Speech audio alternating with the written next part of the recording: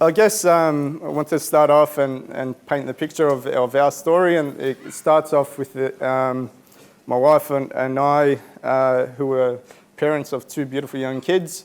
We have a 8-year-old daughter and a 5-year-old son. It was 5 years ago that we were living in Sydney. I was working in Sydney as a family, and we brought into this world a beautiful young boy.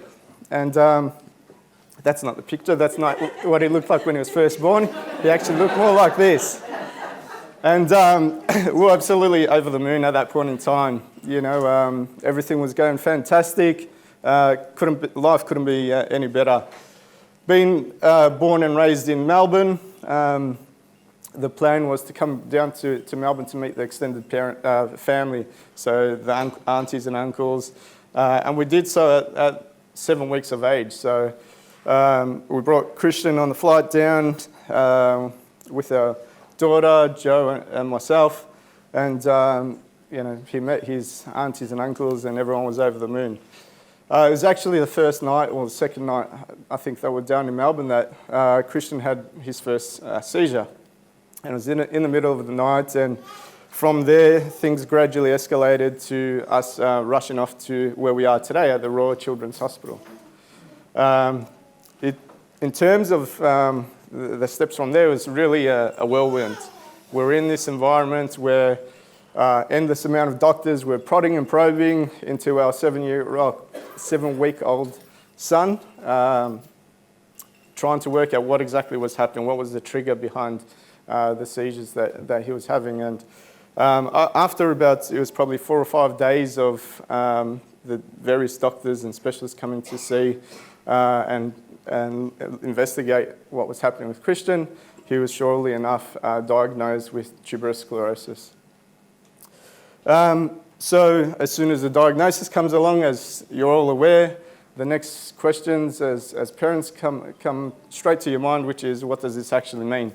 What's the outcome for our child, and where do I find out the relevant information to understand what we can do to help him, what sort of treatments there are, is he going to be able to walk, talk, have a conversation with us, etc.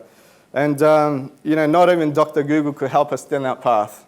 We search endlessly on the net trying to understand, where do we get the information to know, well, what does this mean, and what's the outcome for our child? And it's an organisation like the TSA. I still recall we had a photocopied printout of, I think, many articles from the TSA's website, where the doctors and nurses here at the Children's gave us and said, this is probably your best source of current day information on the TS diagnosis that our son had just been given. Sorry, skipped a couple of slides. So I guess from there we went on this journey with Kristian having regular ongoing seizures and trying out multiple medicines, and the aim obviously being to slow down and stop the seizure activity that he was having, but unfortunately that wasn't happening. I distinctly recall that, sorry, I'm going to jump back. I distinctly recall that being told that Kristian had multiple focal seizures, and whilst the medications weren't helping to stop everything, that even surgery might not be the ultimate solution to the problem that Kristian was faced with. And Dr. Harvey, who's here today, I distinctly remember practically begging him to say, do everything that you and your team can do to help our boy.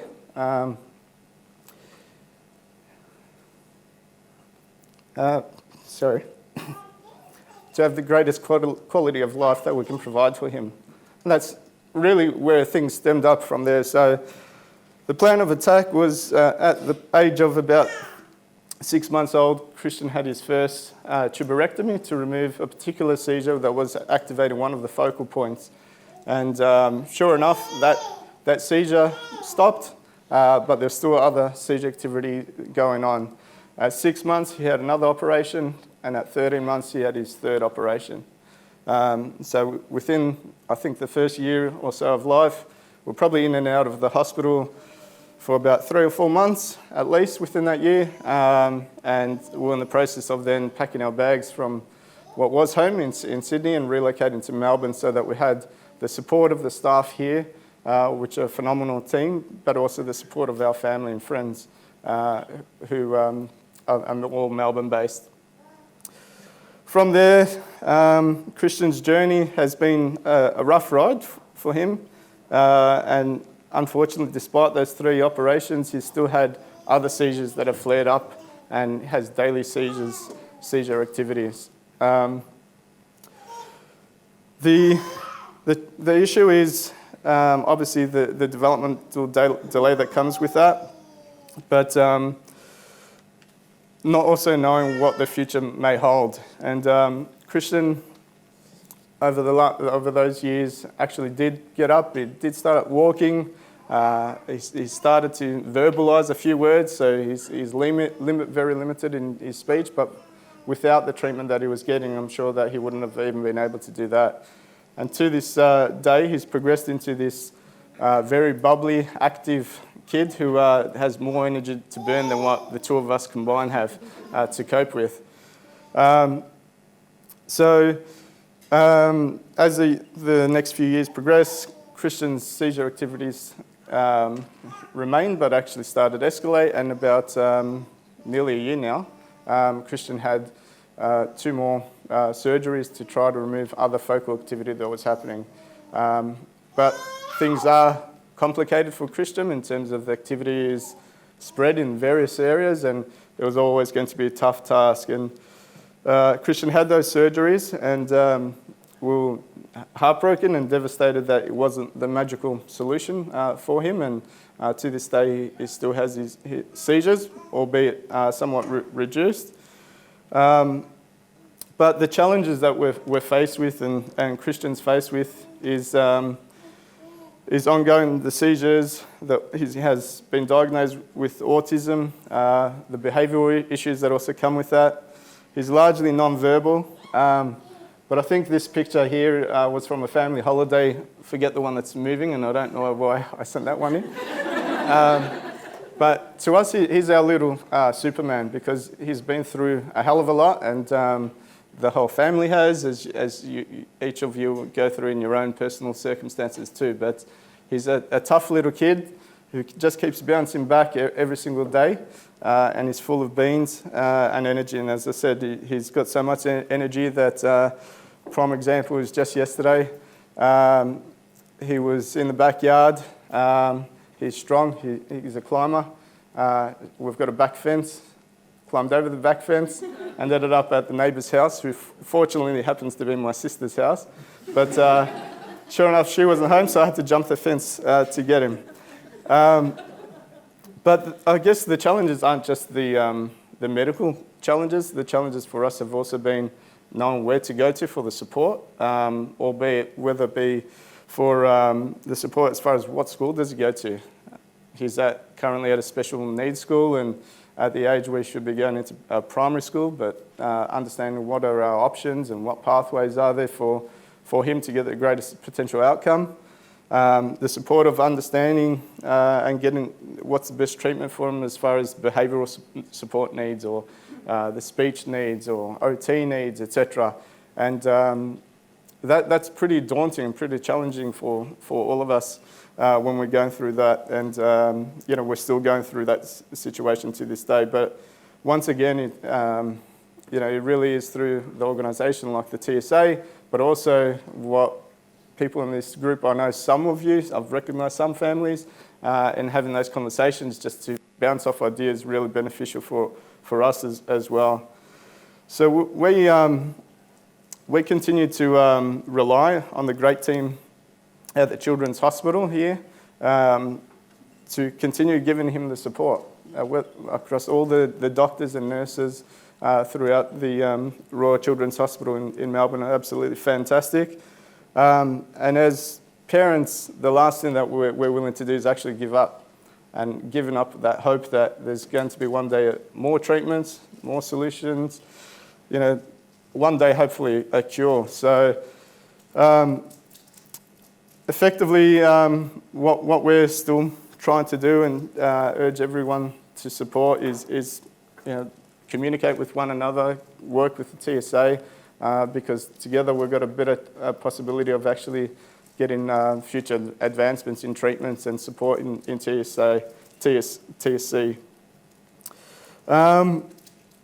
I'm now ad-libbing a lot of stuff and waffling on, so I don't want to keep rambling on. But essentially, the story to date now is with Kristian as he is. This heartwarming kid. He's very lovable. He's overly affectionate at times, which is a good thing. But he's our world, as is our daughter. But just on behalf of Joe and myself, I want to say thank you to the TSA. Thank you to Dr. Harvey and his team for everything that's been done for him throughout his life, and that I'm sure will be continue to be provided to help him throughout his life moving forward. That's it from me. I might pass over. Joe's got a couple of words she wants to come up and say, and Joe's a great public speaker, unlike myself.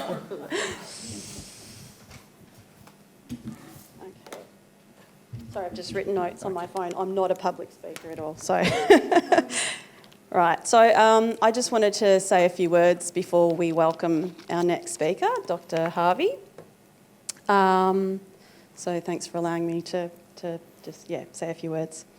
So at the end of 2012, when Kristian was only a few months old, as Kon said, we were referred to Dr. Harvey because Kristian's seizures weren't being stopped by several medications. So even as a small baby, he'd already trialled, I think, 2 or 3 medications by the time that we met with Simon.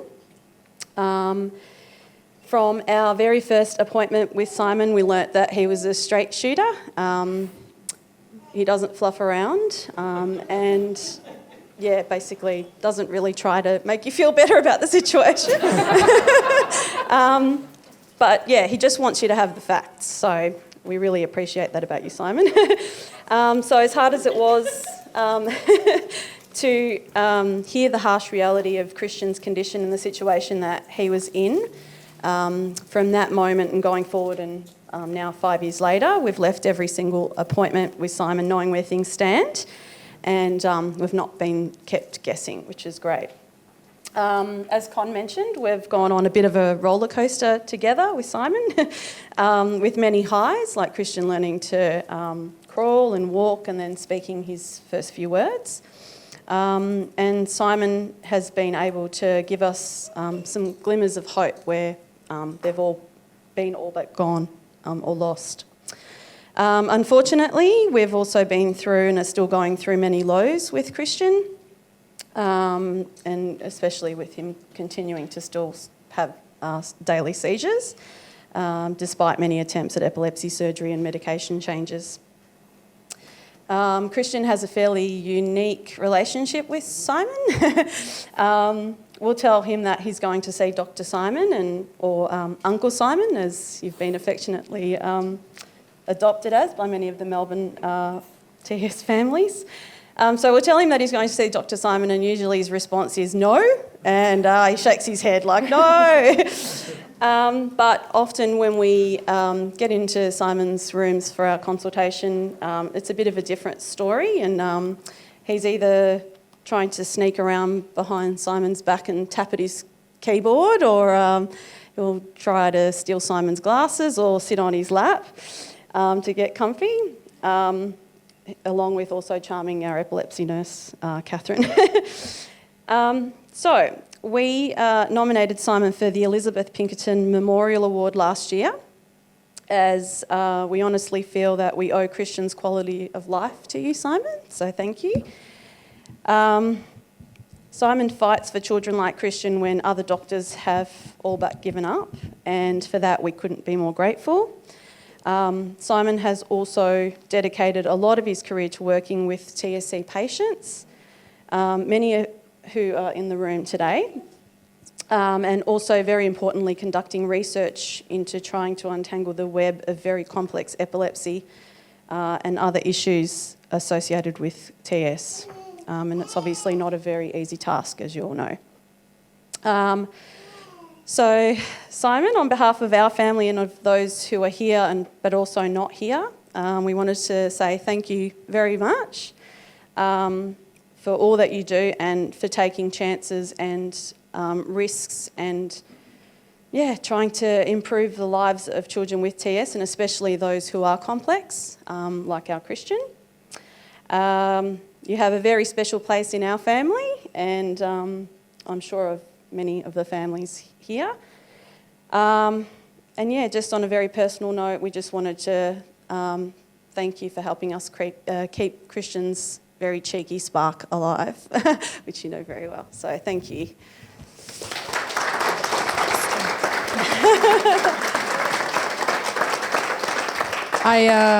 I hate to ruin the moment, but I feel the pressure of my family to actually explain what the Elizabeth Pinkerton Memorial Award is for those of you who haven't heard about it. So what I didn't say this morning is that not only am I privileged to work for TSA, but my reason for becoming involved was my sister Elizabeth Pinkerton.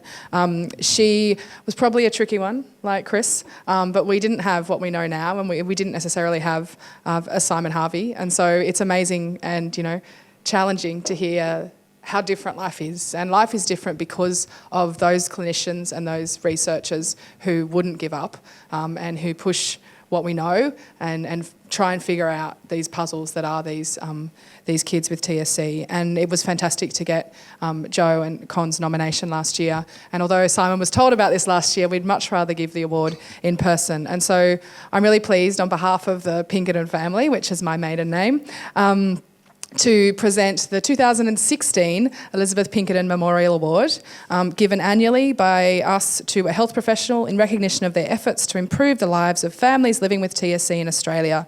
So Simon, would you please come and accept the award from myself and Jo and Kon?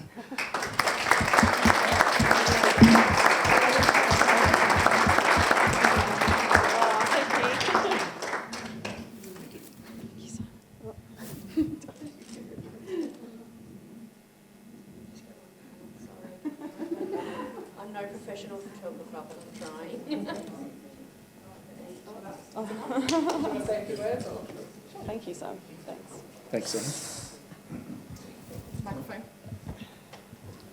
Thanks, Claire, and thanks, Jo and Kon. I'm very honoured to receive this award. It's a great privilege to be connected with the society and to be here today, and very special to this award, along with several of my colleagues in previous years who work in the field. It's also a privilege to be involved with many of the families here that I see regularly and go through what has been a long journey. Some have had good outcomes, and unfortunately there are kids like Kristian where, despite tremendous efforts with medicines and operations, we still can't get on top of seizures. As you'll hear in a moment, that's where I come from. I'm an epileptologist. I look after children with epilepsy, and unfortunately tuberous sclerosis is a condition where the seizures can really do bad things for development. So that's an area I feel very passionate about, and what drew me very much to TS. As I said, it's a privilege to receive this award and a privilege to be working with you all. Thank you.